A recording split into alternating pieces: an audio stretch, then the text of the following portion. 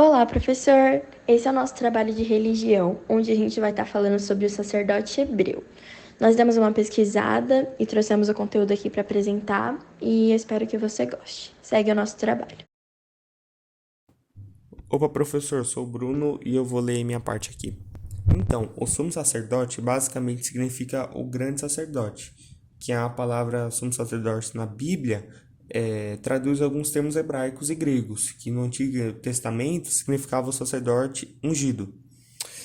A ordenação do primeiro sumo sacerdote na israelita está registrada no Pentateuco, que Deus instruiu Moisés no Monte Sinai para ele ordenar Arão e seus filhos como os primeiros sacerdotes do povo de Israel. Então, logo em seguida, Arão foi separado para o sacerdócio, sendo ungido com óleo numa cerimonial especial. Então, por isso, a partir daí, o sumo sacerdote é chamado de sacerdote ungido. Então, professor, apesar de na maioria das vezes Arão ser chamado simplesmente de sacerdote, o texto bíblico deixa claro que sua posição ela é mais elevada. Além disso, em algumas ocorrências, ela é designada de forma especial.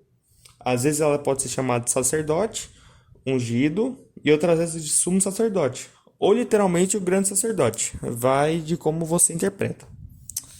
Mas é isso, professor, essa foi a minha parte. Bom, eu vou falar um pouco agora sobre as funções do sumo sacerdote. Bom, ele também participava das tarefas comuns aos outros sacerdotes, né?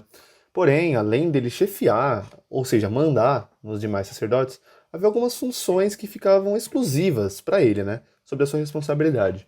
A principal delas, né, a que a gente não pode deixar de falar, certamente era o fato de que somente o sumo sacerdote podia entrar no Santo dos Santos, né? Onde ficava a Arca da Aliança. Só ele poderia, né? Com o tempo, principalmente após o cativeiro babilônico, né, o sumo sacerdote também passou a desempenhar algumas funções políticas. E, bom, isso não foi algo tão bom, né, algo tão proveitoso, porque eles começaram a se desfrutar do maior poder perante a sociedade, né, ocupando o cargo mais elevado do governo dos judeus. Assim, desse jeito, né, eles foram levados a cada vez mais ao distanciamento do ideal moral e espiritual que a sua posição originalmente demandava, né? E é isso. Suas vestes eram compostas pela túnica, o cinturão, a mitra, o peitoral, o manto do efode e o avental. Cristo é o verdadeiro sumo sacerdote. O sacerdócio hebreu chegou ao fim com a destruição de Jerusalém, em 70 anos depois de Cristo.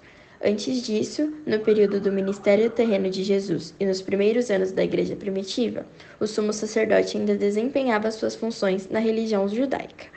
Por esse motivo, Jesus é apresentado no Novo Testemunho como sendo o verdadeiro sumo sacerdote.